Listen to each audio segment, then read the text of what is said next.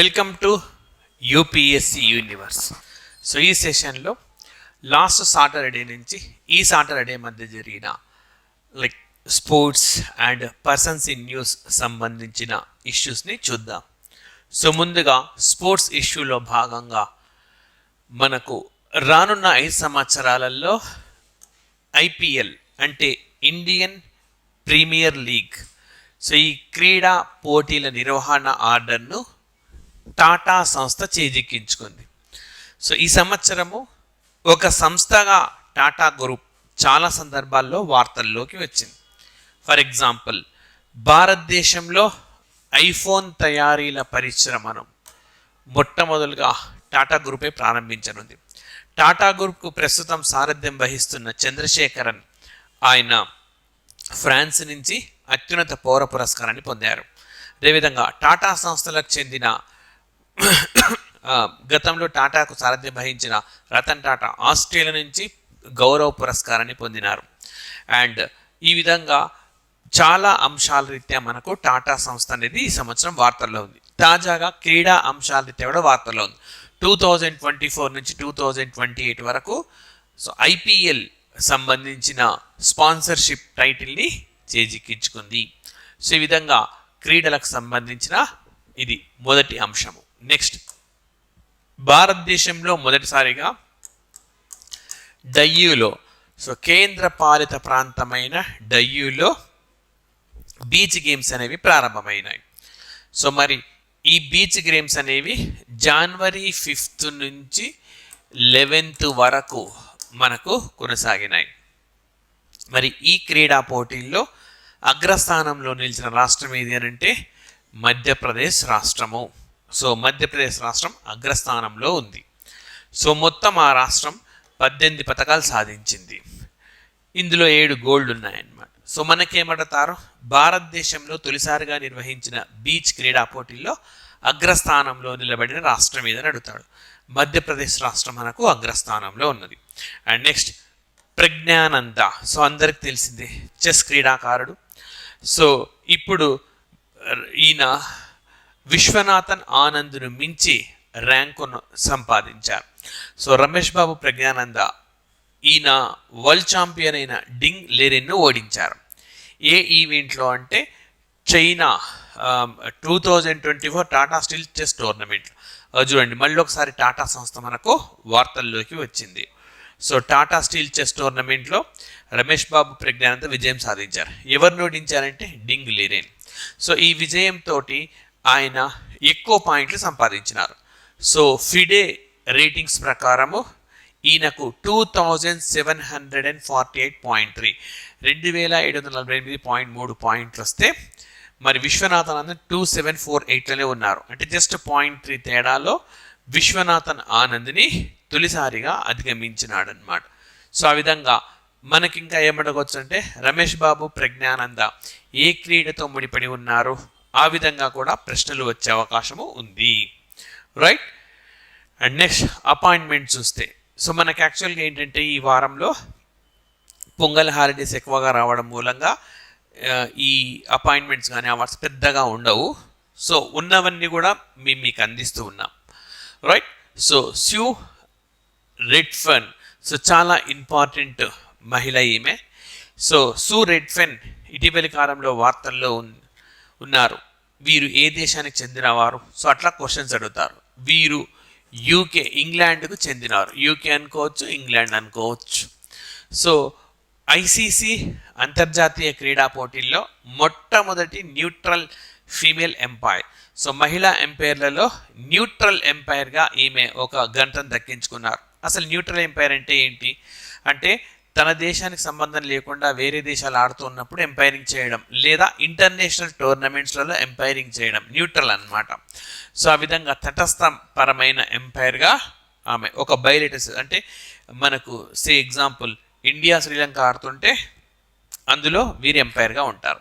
ఆ విధంగా ద్వైపాక్షిక సిరీస్కు, ఒక బైలేటరల్ సిరీస్కు న్యూట్రల్ ఎంపైర్గా ఉన్న అపాయింట్ అయిన తొలి మహిళా ఎంపైర్గా ఇంగ్లాండ్కు చెందిన స్యూ రెడ్ఫెన్ నిలిచారు. ఆ విధంగా వార్తలో ఉన్నారు. And next, Michael Patra. So ఆర్బీఐకి డిప్యూటీ గవర్నర్గా ఆయన పదవీ కాలాన్ని 1 సంవత్సరం పాటు పొడిగించినారు. సో ఓకే, బాగా ఇంపార్టెంట్ అన్నమాట. So reserve bank of India ప్రధాన కేంద్రం మనకు ముంబైలో ఉంటుంది అని సంగతి తెలిసిందే. ప్రస్తుతం ఆర్బీఐకి గవర్నర్గా మనకు శక్తికాంత్ దాస్ ఉన్నారు. శక్తికాంత్ దాస్ ఉన్నారు. మరి ఈ శక్తికాంత్ దాస్ గారు ఆయన ఓకే 25వ గవర్నర్గా ఉన్నారు. ఆర్బీఐకి ఆయన 25వ గవర్నర్. 24వ గవర్నర్గా మనకు ఉర్జిత్ పటేల్ వ్యవహరించారు. 23వ గవర్నర్గా రఘురామ్ రాజన్ ఉన్నారు. 24వ గవర్నర్గా ఉర్జిత్ పటేల్ ఉన్నప్పుడే భారతదేశం డిమానిటైజేషన్కు వెళ్ళిందంట. పెద్ద నోట్ల రద్దు చేసినప్పుడు ఆర్బీఐకి గవర్నర్గా ఎవరు వ్యవహరించారు అని అంటే ఉర్జిత్ పటేల్ వ్యవహరించారు. సో ఈ విధంగా మైకేల్ పాత్ర. మనకు ఆర్బీఐలో ఎప్పుడు కూడా 4 డిప్యూటీ గవర్నర్లు ఉంటారనమాట. ఒకరు ద్రవ్య విధాన పాలసీలో అండ్ ఇంకా అదర్ ఆపరేషన్స్లో మరొక గవర్నర్లు డెసిగ్నేటెడ్ యాక్టివిటీస్ని పాటిస్తూ ఉంటారు. రైట్. సో ఇది మైకేల్ పాత్రకు సంబంధించింది. సో నెక్స్ట్ వచ్చేసి దక్షిణ నావల్ కమాండ్కు, సదరన్ నావల్ కమాండ్కు కొత్త చీఫ్ ఆఫ్ స్టాఫ్గా ఉపాల్ కుండు నియామకం అయ్యారు. సో మనకు సైన్యానికి సంబంధించిన ఏ నియామకాలైనా సరే మ్యాచ్ ద ఫాలోయింగ్లో ఎక్కువగా ఫోకస్ చేస్తూ ఉంటారు. నెక్స్ట్ షీల్ వర్ధన్ సింగ్. సో షీల్ వర్ధన్ సింగ్ చాలా important. Central industrial security force సిఐఎస్ఎఫ్కి సంబంధించి ఈయన ఫార్మర్ డైరెక్టర్, గతంలో పనిచేశారు. ప్రస్తుతం ఈయన యూపీఎస్సికి మెంబర్ అయ్యారు. సో చాలా అదనపు బిట్స్ మనకి ఇందులో ఇన్వాల్వ్ అయి ఉన్నాయి. ఫస్ట్ వచ్చేసి మనకు యూపీఎస్సి అనేది ఒక రాజ్యాంగబద్ధ సంస్థ. సో ఆర్టికల్ 316 ప్రకారం మనకు యూనియన్ పబ్లిక్ సర్వీస్ కమిషన్ సభ్యులను కానీ చైర్మన్ను కానీ భారత రాష్ట్రపతి నియమిస్తారు. అండ్ నెక్స్ట్ వచ్చేసి మనకు ఈ సెంట్రల్ ఇండస్ట్రియల్ సెక్యూరిటీ ఫోర్స్ అనేది మనకు 1969లో ఏర్పాటైన వ్యవస్థ. ఈ వ్యవస్థకు ప్రస్తుతం ఒక మహిళా నేతృత్వం వహిస్తున్నారు. ఈ సంస్థ ఏర్పాటు అయిన నాటి నుంచి ఒక మహిళ నేతృత్వం వహించడం అన్నది ఇదే మొదటిసారి. ఎవరా మహిళ అంటే నీనా సింగ్ అని చెప్పి ఒక మహిళ. సో నీనా సింగ్ అని చెప్పి ఒక మహిళ నేతృత్వం వహిస్తూ ఉన్నారు. అండ్ అంతేగాక సిఐఎస్ఎఫ్ మనకి ఇటీవలి కాలంలో బాగా వార్తల్లో ఉంది. ఎందుకు వార్తల్లో ఉంది అని అంటే పార్లమెంట్ పైన డిసెంబర్ 13, 2023 దాడి జరిగిన సంగతి తెలిసిందే. సో దీన్ని రక్షణ బాధ్యతను ఢిల్లీ పోలీసులు వ్యవహరిస్తున్నారు. ఇప్పుడు ఢిల్లీ పోలీసులను తప్పించి ఆ రెస్పాన్సిబిలిటీని సెంట్రల్ ఇండస్ట్రియల్ సెక్యూరిటీ ఫోర్స్కి అప్పగించారు. మరి ఈ సెంట్రల్ ఇండస్ట్రియల్ సెక్యూరిటీ ఫోర్సే మనకు 1969లో ఏర్పాటైంది. సో ఇది సిఏపిఎఫ్లో ఒకటి. సిఏపిఎఫ్ అని అంటే సెంట్రల్ ఆర్మ్డ్ పోలీస్ ఫోర్స్, కేంద్ర సాయుధ బలగాలు అంటాం. సో భారతదేశంలో కేంద్ర సాయుధ బలగాలు చాలా ఉన్నాయి. అత్యంత పురాతనమైనది అసోం రైఫిల్స్ అనమాట. అసోం రైఫిల్స్, సశస్త్ర సీమా బల్, అదేవిధంగా మనకు central industrial security force, Indo Tibetan border police, border security force, ఇలాంటివన్నీ కూడా మనకు సిఏపిఎఫ్ అంటారు. సెంట్రల్ ఆర్మ్డ్ పోలీస్ ఫోర్స్, కేంద్ర సాయుధ రక్షణ బలగాలు.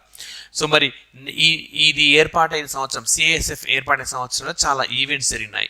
అదే సంవత్సరం భారతదేశంలో 14 బ్యాంకులను జాతీయం చేయడం జరిగింది. నాటి ప్రభుత్వం 14 బ్యాంకులను జాతీయం చేశారు. నేషనలైజేషన్ అని అంటాం. అదేవిధంగా అదే సంవత్సరం మనకు నోబెల్లో ఎకానమీ ప్రైజ్ని ఇంట్రడ్యూస్ చేశారు. అదే సంవత్సరం దాదాసాహెబ్ ఫాల్కే అవార్డుని ఇంట్రడ్యూస్ చేసినారు. సో ఈ విధంగా రకరకాల. అదే సంవత్సరం మనకు ఎంఆర్టీపీ చట్టం అంటే మొనోపోలీ రెస్ట్రిక్టివ్ ట్రేడ్ ప్రాక్టీస్ చట్టాన్ని కూడా తీసుకొచ్చినారు. ఆ విధంగా చాలా అంశాలు అయితే మనకి ఇది వార్తల్లో ఉంటుంది. సో దీనికి గతంలో డైరెక్టర్ జనరల్గా నిర్వహించిన షీల్ వర్ధన్ సింగ్ ప్రస్తుతం ఆయన యూపీఎస్సి సభ్యత్వాన్ని పొందినారు. And next Daljit Singh Chaudhary. So ఈయన సశస్త్ర సీమా బల్కి నేతృత్వం వహిస్తున్నారు. ఇప్పుడు కొత్త డైరెక్టర్ జనరల్ అనమాట. ఇంతకుముందు మేము చెప్పినాను మీకు సిఏపిఎఫ్ అని, సెంట్రల్ ఆర్మ్డ్ పోలీస్ ఫోర్సెస్. దానిలో మనకు డైరెక్టర్ జనరల్గా ఎవరున్నారనంటే ఇప్పుడు ఎవరు అపాయింట్ అయినారంటే దల్జీత్ సింగ్ చౌదరి అపాయింట్ అయినారు. రైట్. అండ్ నెక్స్ట్ మనకి అవార్డ్స్ గాన ప్రస్తావిస్తే సవితా కన్స్వాల్. ఓకే, సవితా కన్స్వాల్ వీరికి ఓకే నేషనల్ అడ్వెంచర్ అవార్డు అనేది దక్కింది. సో ఈ award Tenzing Norgay national adventure award అని అంటారు, సవితా కన్స్వాల్. అయితే ఈ అవార్డును వీరి ఫాదర్ స్వీకరించారు. కారణం ఏంటంటే ప్రస్తుతం ఈ సవితా కన్స్వాల్ అనే మహిళ చనిపోయినారు.